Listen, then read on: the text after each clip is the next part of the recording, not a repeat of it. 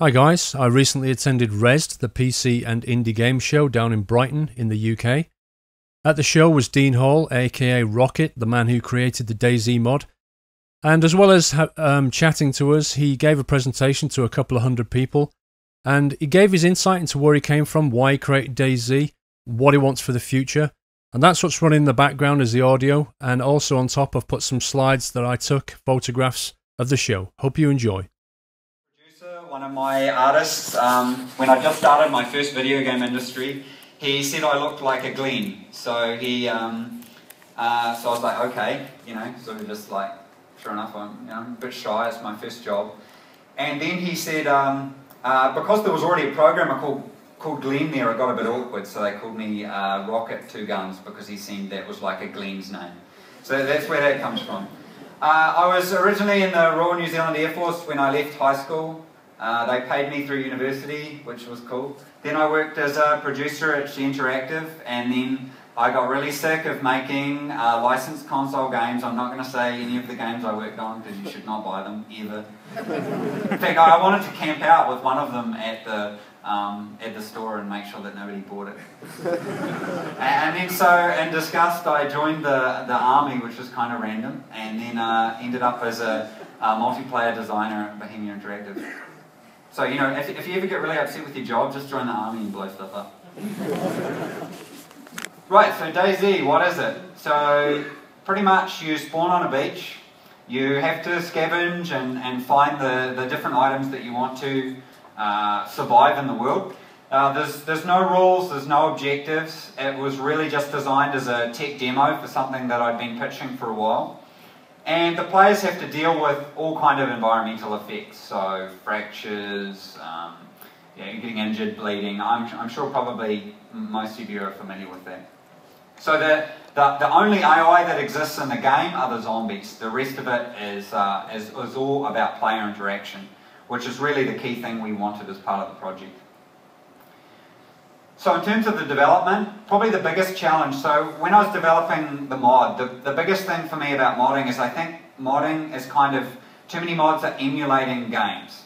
So they do these big hyped up releases and really cool like concept art and YouTube videos and all sorts of stuff like that. But what I did was developed it in secret, just letting a couple of my friends know what I was doing, getting them to play it and give me really honest feedback. And what that did was it really motivated me to finish it, and it also meant that I could maintain the vision really carefully. Now the challenge is, there's so many people that play it, and it's really important that the development team and me engage with everyone, but it's really hard to maintain that vision, and that's probably the biggest challenge that I'm experiencing now, because you get all these great suggestions and ideas, but you've got to try and deal with those and maintain what made it good at the start. So that's probably the hardest part. Meeting capacity has been really difficult. With such rapid growth, we've migrated the server like 6 times. We've actually destroyed, I think, probably about 5 or 6 servers from actually purely overheating. Every time we release an update, the server just dies because everybody connects at once.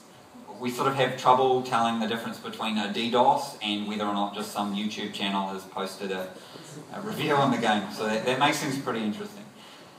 But as part of that, we've had really good feedback from the community. So there's been some really supportive people, like example, the guy who did a lot of concept art that you see in this presentation that's coming up going forward.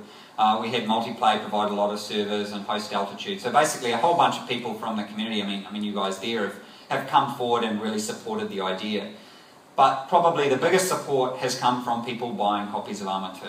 Because even though I don't get any money, it sends a really clear message, not just to Bohemia, but also to the industry itself. So yeah, maintaining that growth and development as part of it has also been really difficult. And what we're trying to do now is transition it from a mod to a standalone game. And that's pretty difficult, as we find. So the question everybody usually asks, the future. So I've made no secret, I want to see it turn into a standalone game. So I think following the Minecraft model is pretty good. There's been people who had thought that it would do really well as a free-to-play, and I think they're right, because free-to-play ultimately seems to be making people a lot of money. But this is about experimentation, and this is not a new idea. I would say at least half, if not all of the audience here has probably thought of this game before too. So it's not revolutionary, but I want to see it happen, and I want to see the experiment continue and it to develop into what we want. At the moment, it's a nice idea, and it's cool and it's interesting, but it's really only, to me, it's really only just a footnote at the moment. So I think what I want to see it happen is it to grow forward and become what it can be. So it needs a sensible pricing structure and sustainable model. And I don't want to compromise on the core design, so it's very hard to do that with some of the offers and some of the studios and publishers that have wanted to develop with it. In the short term, develop the in-game content, so grouping, and I've talked with the people who've come past about what we wanted to do there.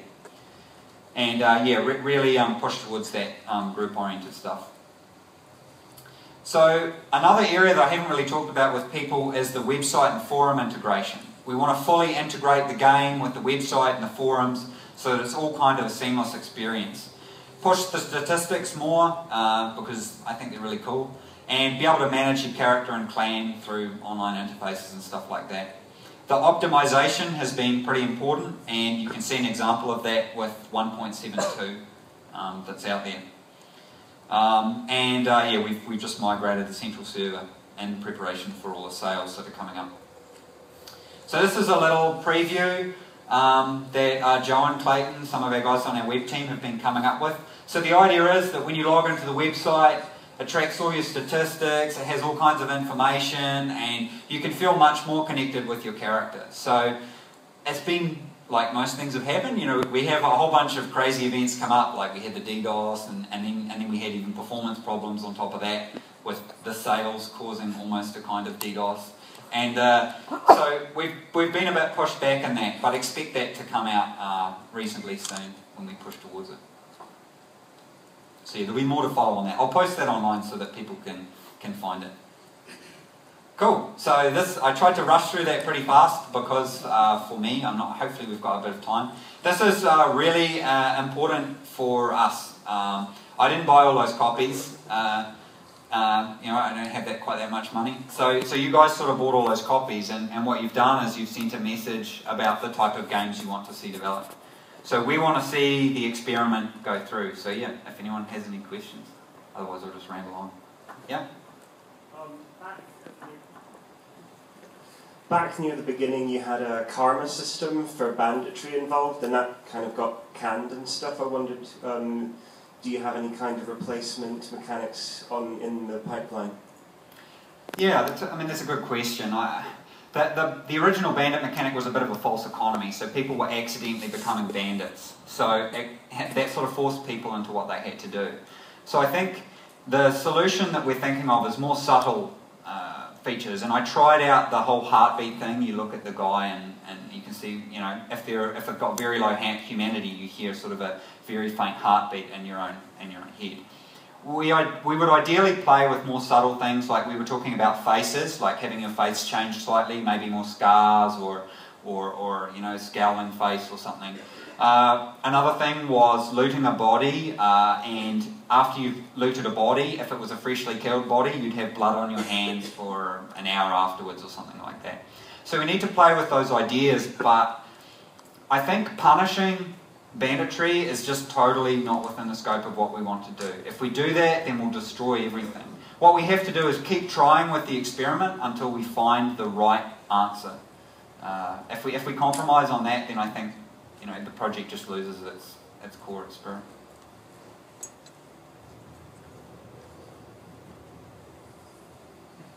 The zombie animations have been kind of brought up in several YouTube videos, and I was wondering if there's going to be any new animations for them or something like that, because at the moment they're a bit jerky and they go through walls and things. Yeah. Are there any animators in the audience? Could you put your hands up? I'm not going to like pick up. Okay, there's a few. Okay, this is what happens when you put a designer in charge of configuring the animations. I was like, the animations aren't fast enough. Okay, I'll just, there's a speed value there, I'll just increase that. So there's a big lesson learned there. So yeah, you're exactly right. We've actually done some motion capture animation. The celebrity motion capture guy was actually Marek Spaniel, the CEO of BIS, so he volunteered his time, which is really cool. And I just haven't had the chance to configure those properly. They need a bit of clean-up and they need to be implemented. We've sort of had more pressing concerns with performance and that. But those need to be tidied up a lot. The speed needs to be dialed back a bit, but that can only happen when the AI pathfinding's improved a bit. Because they need to be so fast so that when they run in the wrong direction, they eventually catch up with you. So, nice spotting.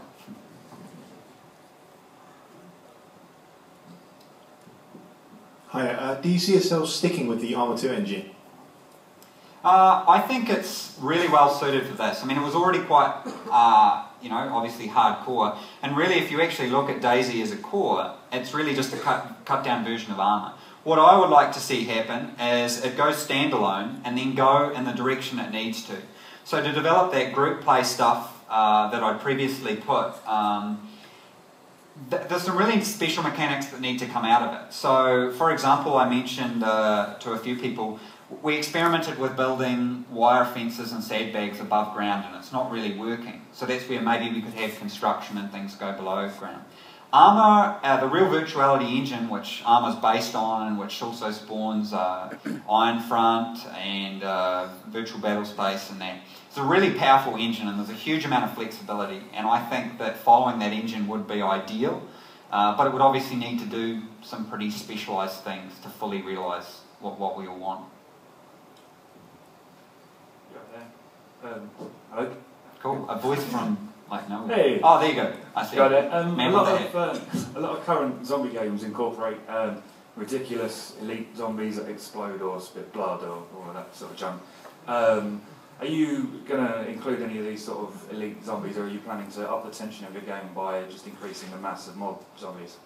Well, I originally, I don't know if anyone noticed, I don't think anyone actually did, I recently went through and I was very particular about calling them infected and not zombies, because I was trying to convince myself they weren't really zombies, but I really wanted it to be an authentic scenario. That was really important because I felt to me that I needed to feel connected to the situation and my character. So the idea with pushing forward with it is to keep that going, so to make the, we'd worked on, some people might have seen the concept art of a zombie life cycle. So when they first get infected and their brain's affected, they still retain all their motor movement and a lot of their, what they can do and their thoughts and that. And then as they progress along, they get slower. If they are not able to get food, they're not able to get water, those kinds of things. So that's really what we more want to look at, rather than, like you say, having spitting zombies or that sort of stuff. You know, the idea is that there's been a big infection in the world, and you've suddenly appeared in the aftermath, and you've got to decide how to survive and then decide how to thrive in that environment. Cool. Something else. Are you looking to develop any kind of new environments, or do you think that everyone's already become attached to the sort of existing landscape? Well, obviously in an ideal world, I think that something that frustrates a lot of people is the enterable buildings. So I think a key thing would be to provide more enterable buildings. You know, Armour was really never designed specifically for this, but that's what's really cool about the engine and what's really cool about modding is things can be used in really unique ways. I think if we could go forward with a standalone with a Minecraft model, then that would allow a lot of flexibility. So let's say in a few months we came out with something, we put it out there and said, what does everyone think? If there was a really positive response, then we could push it further forward more and just get more and more ambitious as time went on. So, I mean, there's a lot of options there to go into how to generate the terrain, whether you just have more different islands, seamlessly hopping between them. I mean, the possibilities are really endless. And your Armour supports a surprising amount of stuff already, and you can get those really expansive, you know, like 500 square kilometre terrains in that. And Scenarius is only 225 square kilometres. When you're, whether it's realistic or fun, how do you go about drawing that line? Because obviously something too realistic is not going to be enjoyable, but at the same time, that's your core philosophy. Yeah, I guess this is something I learned when I was with the army. Like, I think a lot of people focus a lot of time on realistic. They say, this isn't realistic, or, you know, this isn't realistic. And then other people go, well, you know, zombies aren't realistic. And so you get in this endless round discussion that really doesn't make any sense at all. So I tend to focus on authenticity, and the whole purpose of this project was to not look at mechanics. So I sat down and said, I just want to think about how do I want to make the player feel? What situations, what thinking do I want to put in them? So that's really what I think about. I don't think about necessarily what's realistic or what mechanic is cool. I think, how do I want the player to feel? And I want to feel I want the player to feel terrified, I want them to feel frustrated, I want them to quit for 20 minutes only to go, you know what, actually I might play that again. So when I was designing stuff, that was what I wanted to do. And it's quite freeing because you go back to pure design. So instead of, like I was at E3 and you hear the keynotes and they start talking about all these crazy, exciting mechanics, I was trying to do the opposite of that and say, how do I want people to feel? And if you go for those crazy, exciting mechanics, the only thing that you can focus on is excitement. And I think maybe the industry is a bit obsessed with some pretty notable exceptions, most of which you're seeing here, yeah.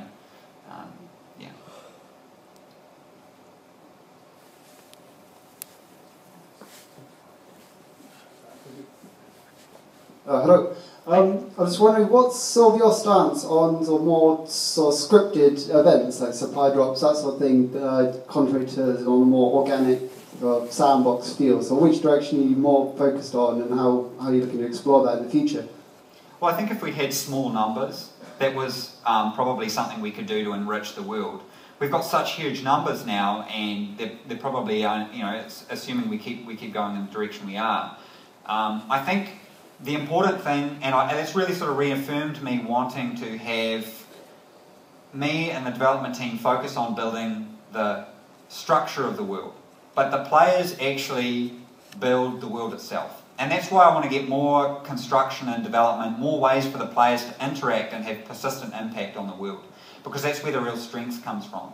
So I think if we could have some system where the players actually do that and decide how that works themselves would be much better than us getting in and running little events and stuff like that. Because I just don't think that will work so well. We'd initially thought about that when we were still dealing with pretty pedestrian numbers, but I think now it's such that we can really go full-blown, okay, we're going to take a bit of a back seat and we're just going to develop the structure of the world and then let you guys decide.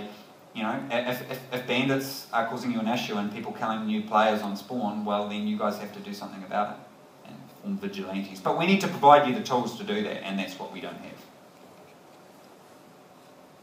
Cool.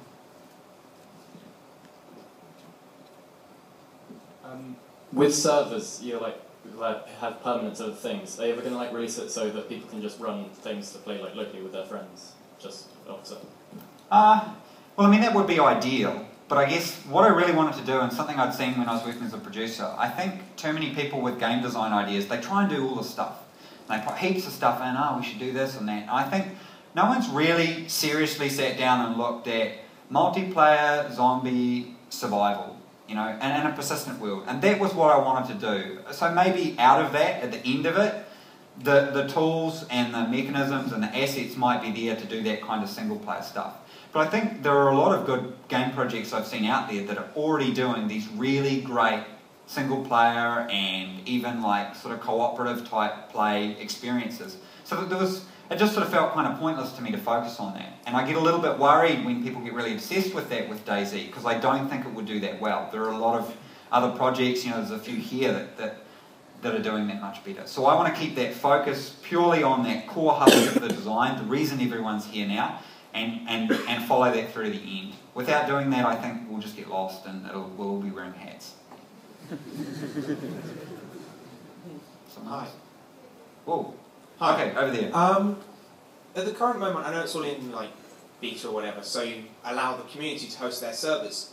Now, when you have it all standalone and everything, are you going to still allow the community to host their their own servers where they live? Because one of the things that I've noticed with DayZ is it's quite a connection intensive. So if I say I'm an American player and the servers are in Europe, I'm going to have high latency, and that's going to cost my life in quite a few instances and stuff. So are you going to allow people to host their own servers in their own areas, or is it going to be something that you're going to have to do yourself?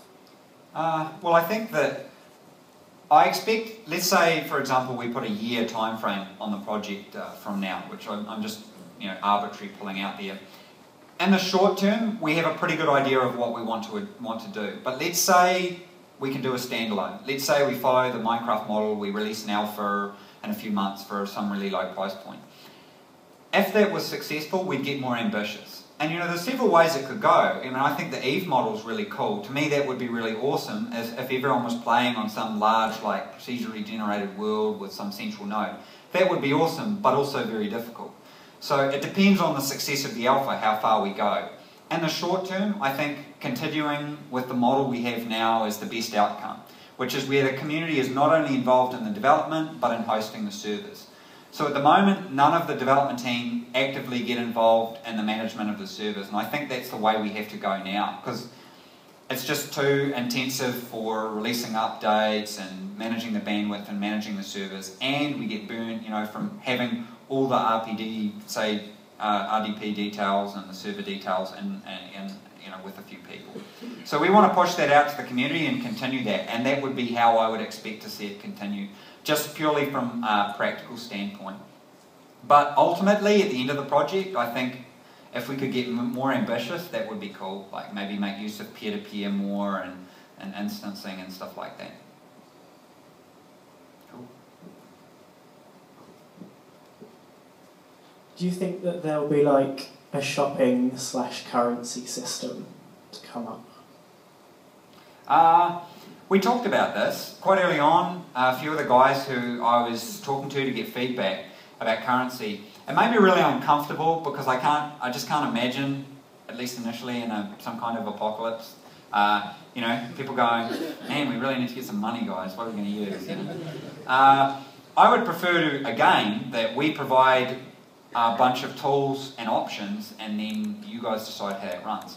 In terms of bartering and shopping, obviously we do perhaps need some kind of mechanic, and that's where we thought the website might be quite useful in that. Maybe you could run like a trading post either through the web, but then we've got to make sure that it stays authentic, and that's the challenge. We haven't done a lot of thinking about that, but I think whatever the tools we have, it needs to stick with the heart of the project. And for me, that's immersion. So you have to feel really immersed in it. So whatever we can do there is really the benefit. But I don't see us having a currency or money in game. I think that, if anything, you guys should decide what that is. Someone else. More interested in the survival aspect than I am in the zombie aspect, because there's a tendency in this industry to think that all games have to be fun. There's an obsession with fun. And, well, this is a game which is about a desperate struggle for survival. By no means can that be called fun. How are you managing that tension between the desire to provide fun versus a pure survival experience? Yeah, well, I guess I never really thought about fun at all. So maybe I have to start managing that. I don't know. I'm not really good at that. Like maybe the accidental designer. So for me, you're exactly right. It was really more about the survival than the zombies. The zombies, it's just like if I said, "Hey, I've made a survival game based on an end of the world scenario brought on by peak oil," you know, we might not have this full auditorium. So it's got that initial hook. You know, the zombies are, I'm not going to say they're easy, but I think they're a really good vehicle to describe a bunch of different survival type scenarios, because they give you an antagonist and it's reasonably easy to compute it. Like I say, peak oil gets a bit slow and a bit dry. So that's, you know, for me, it's way more about the survival than anything else. And that's an area, once I've got the zombie mechanisms tidied up a bit more, that I want to focus on. And yeah, I think the answer with this project, or at least your guys' answer that you've said to everyone is, yes, we want games like this. So I think that's why the experiment has to continue along those lines, having that survival-oriented gameplay. I mean, that's huge. And I know Marek Spaniel, the CEO of Bohemia Interactive, he loves that style of gameplay. That's what they had in Flashpoint. You know, I don't know how many people have Flashpoint. I definitely recommend, even though it's an old game, it's really got some brilliant, gritty, cruel, survival-type gameplay in it.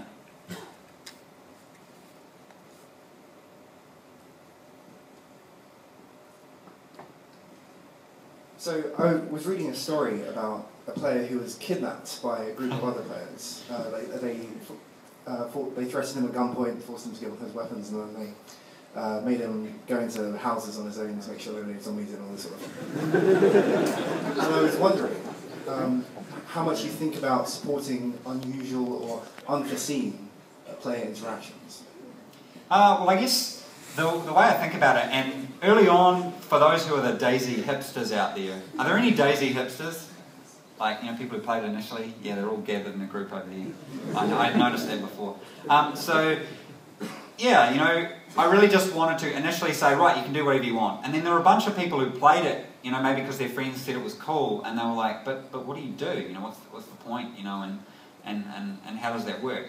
So what I wanted to do was just support you the ability to do pretty much what you want.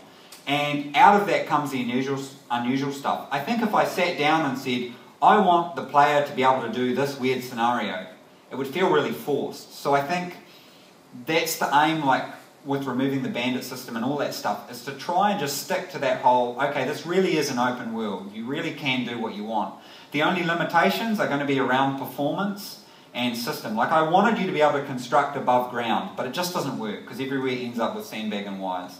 So that's where we have to get a bit creative. So as much as we can, I think the project should be just about supporting or being gameplay style neutral. So if you want to be some crazy dude who I read about, who there were a whole bunch of new players around. I've got to tell the story because it's really cool. I read this on the forums, and there were all these new players, and they just spawned in, and they were really like being real careful with each other. None of them had any weapons, and they, for some reason, went to the airfield. First mistake. And then they were running around going, well, look at this, we're in the airfield, this is really cool. And then this dude walks over, doesn't say anything, walks over, hacks their legs with a hatchet. And so they're all crawling around going, why did you hatch our legs with a hatchet? That's mistake number 2. And so they're all crawling around, and this guy's just walking around, he says nothing, and then he just hatchets them all to death. That's emergent gameplay.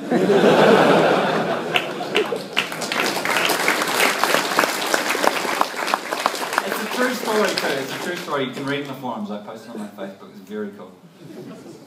Okay. I heard a while ago you were thinking about adding dogs as companions. Is that still happening? Yeah, I just had a bit of problem. Obviously, we're right at the limits of what Arma 2 does as an engine. So I've had a bit of a problem with how the dogs are implemented. You know, there's a lot of that already in game, and actually Arma 2's new DLC that's coming out called the Czech Army actually has some really cool dog missions that are quite good inspiration. So if you're really into dogs, you should try that out. I think it's on pre-order or something. But yeah, so they are, and I think it's going to be pretty cool actually. I was hoping to have them in already, but yeah, they're definitely coming in. Now I don't think there's going to be too much of a balance impact, because probably the worst thing that's going to happen is the forums will flood with stories how their beloved pet got shot.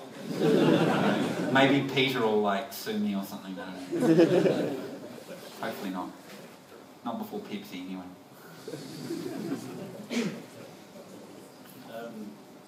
I've seen some crazy scripting stuff happening. I've seen cows parachuting from the sky, and what are you going to do about how people are somehow injecting scripting things that normally happen within Arma, but it doesn't work in DayZ? It's obviously a big issue with security and other things like that. Yeah, well, I guess obviously we had a real problem a few weeks ago. It nearly really killed the project. So Arma is a very trusting engine because it's a military simulator. You know, people would get together in reasonably, you know, moderately sized groups of like-minded individuals, and if your client said spawn a helicopter, then it spawned a helicopter. So we need to evolve with that, and we've got some changes that we've already made, and some ones coming in future, and we work closely with BattleEye and Bohemia as well to tidy that up. So it's just going to be an ongoing thing. As long as there are computers, there will be people trying to modify them, and you know, modify programs and applications. And to a certain extent, I mean, that's kind of my origin. Like, I made a mod for a game that changed things. So it's kind of hard to get really angry at the people who are making some of the stuff. It's more the people who go in and then just destroy everyone else's experience. So we just have to keep working with that. And you know, nobody can stand here and say, yeah, we're totally going to solve that. It's just something we have to be ever vigilant of, and if the game went standalone, that's where we could lock everything down. The problem with that though is that you do cull some of the ability to make user-created content, which is the whole origin of the project. So that's one of the issues we'll face going from mod to game. How much do we let people modify the data, and do we just lock it all down as much as we can? So it's going to be a bit of a challenge. Hi, yeah. Hey. Hello. Yeah, at the beginning it was very important for some players to meet other survivors and travel around.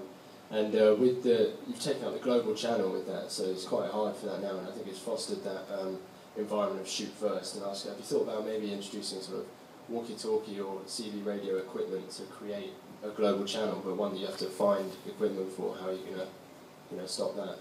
Yeah, I mean, that's been suggested quite a bit. There's a mod called Acre for, if you can understand my accent, for Arma 2 that does that, radios and stuff, and I know the Bohemia guys are really big on it as well. Coding that in though is obviously a bit of an issue, and it would be the kind of thing we'd have to look at for a standalone version. You know, I know Evan from PC Gamer's really into that whole, you know, the CB radios sort of, you know, that almost like trucker sort of, you know, hey, is anybody out there, and that kind of thing. So I think having that element in would be really cool. But I really felt that destroying that the side chat and the global chat was really destroying the immersion. You know, anyone in general. As funny as it was, and thank you to the person on 4chan who did that really cool cartoon, but you know, it was just really destroying things, and we wanted to see what would happen if global chat and side chat wasn't there.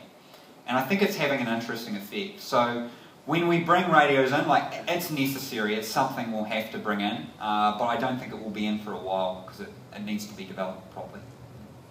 We can do a couple more questions then. Cool. Going back to the up here.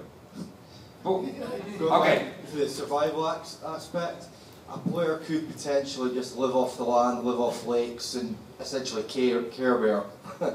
Are you ever thought of adding some sort of AI predatory wildlife as an additional threat for that type of gameplay? Yeah, oh, I'm shocked you used the C word. Whoa. Next thing we'll have people calling COD kiddies here soon. Yeah, no, you're exactly right. Like that was kind of what I wanted. Like that people could play based on their different play styles. So instead of having defined roles, like I have spawned in as a medic or I have spawned in as a hillbilly, you know, you could define who your character is yourself. And Marek, the CEO, when I talked to him, he was really big on it as well. If you have certain skills in real life, then those should be transferable in game. So if you can read the stars in real life, then in Arma 2 you can read the stars in game to figure out, you know, the direction you're going in. So I think I would really like to see those survival aspects really extended. You know, the problem, it's not like we can just get an art model of a bear and then implement it in game. You know, it needs to be animated, and there's quite a pipeline involved with that. But I would like to see not only the environment, but then, you know, the animals and stuff in the environment play more of a role with the player. It's just a bit hard to do because they were only really background noise for Arma 2, and that's why if we went standalone, it would allow us to achieve that. So yeah, I think that's a good point. Cool. Hiya.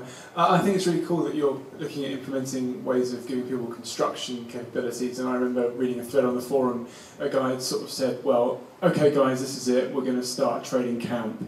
And he outlined a huge program of how he did it, and then he got all these replies saying, well, this is a really nice idea, but the problem is people are just going to go to another server, go to the point where you've built this, and they're going to log in, and they're going to, you know, come at you from behind. There's no possible way you can keep security under those conditions. So I was wondering, how do you possibly fix that security issue, I suppose, because that's part of the mod as it is. It's not an exploit, I suppose. Yeah, well, I've been mulling on it for a long time. The whole reason I put wire and sandbag in was to see what performance impact construction would have. And that's where, the way I saw that develop, that's when I thought, okay, well, I really like XCOM. It's like one of my favourite games of all time. And Evil Genius, like the whole base building stuff. So I'd always wanted to do that, and I thought that maybe that mechanism might work well. So if, for example, we did underground structures and allowed you to construct underground, then we could actually instance that, which would solve a lot of our performance problems. And it would mean that if someone goes into that instance, it doesn't matter what server you're on, you're all sharing that same environment. You know, it'll be great to be able to do that with buildings, but it's just a bit more difficult.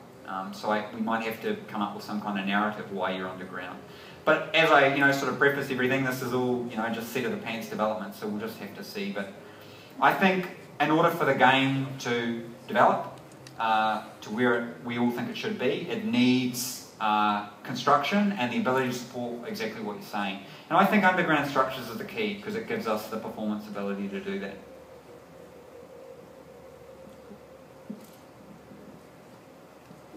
Yeah. Yeah. So look, thanks everyone for your time, and you can come over and ask more questions and stuff afterwards as well.